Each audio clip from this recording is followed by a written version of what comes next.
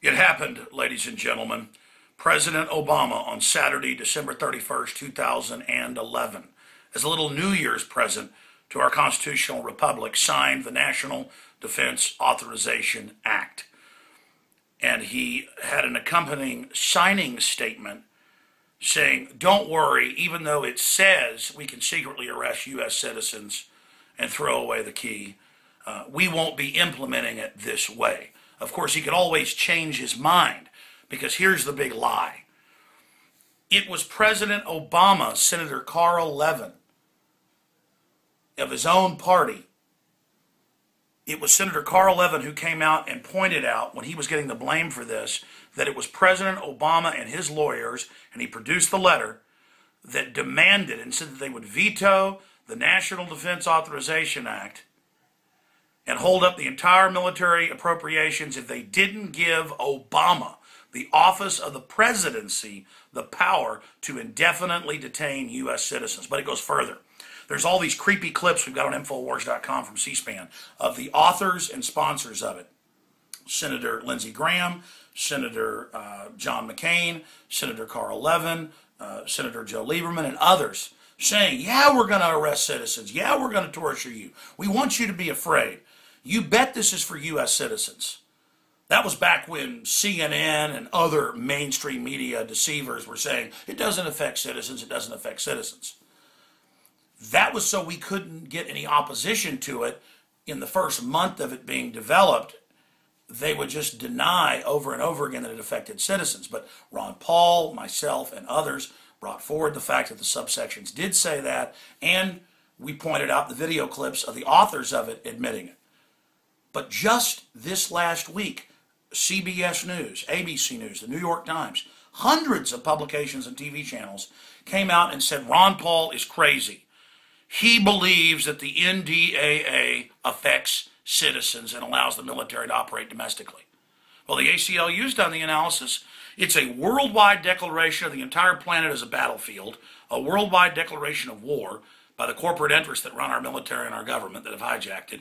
It allows the torture, secret arrest, indefinite detention forever of U.S. citizens. That's all on record. And there's been deception after deception. Remember, a month and a half ago, oh, it doesn't affect citizens. That big controversy. Then the senators that authored it said, you bet it does.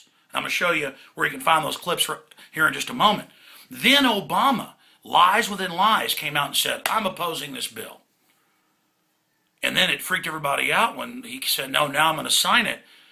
And it freaked people out even more when the senators came out, all of them, and said, don't blame us. We were told by the White House, do this or I won't sign it. Now Obama, in his signing statement, you can just type NDAA into Google News and you'll find it. It's on whitehouse.gov.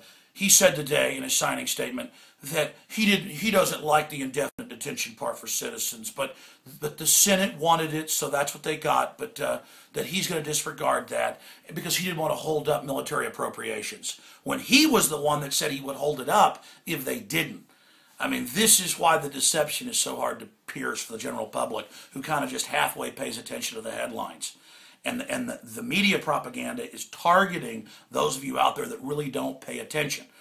Remember the Patriot Act? They said that wouldn't affect citizens and was only for terrorists. Now they use it in family violence cases and cases of people dealing marijuana thousands of times per state per year.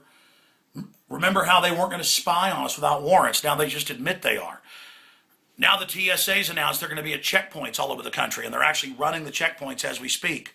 This is a total takeover by criminal interests that have seized our nation, and they need to put this police-state grid in place to maintain and protect themselves from the public. The criminals need a tyranny in place so they can continue to get away with all the crimes they've committed.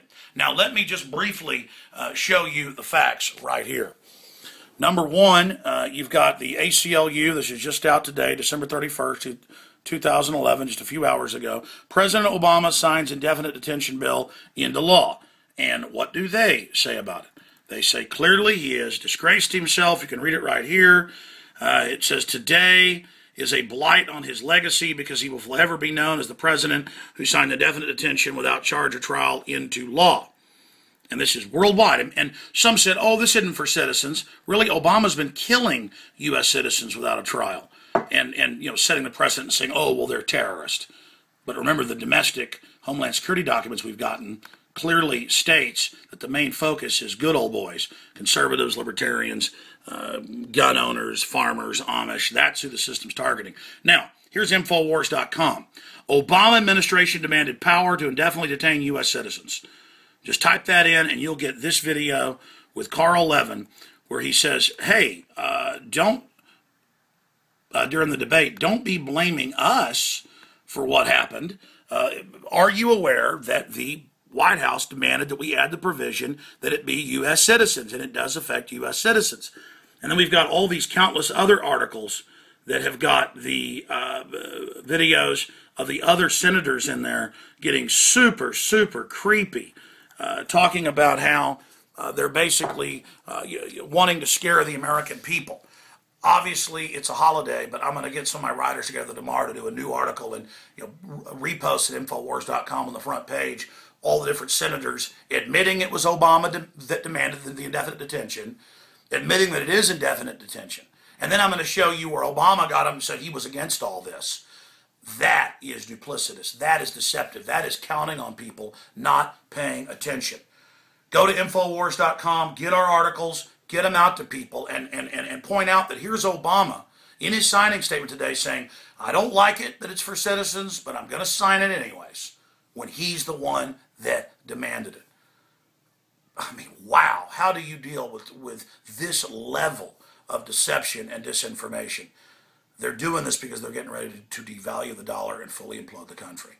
And I bought The Economist today when I was at the grocery store, Economist magazine, and it says central bankers to the rescue, and shows a central banker with defibrillators about to restart the heart of a patient.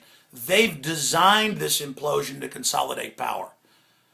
Every time things get worse, they get more power. Then it gets worse, they get more power. When the IMF and World Bank documents are public, how they plan to take over the U.S. and Europe and bankrupt it through derivatives.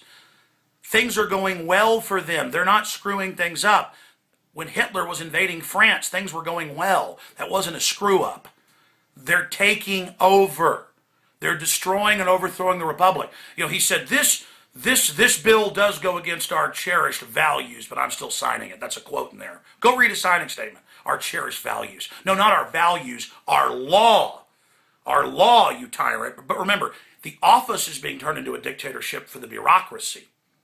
The president himself's a teleprompter reading nobody. This is going to be handed on to future puppets. All right, hope you're having a great new year. Please get this out to everybody, ladies and gentlemen. We've got to stand together or hang separate.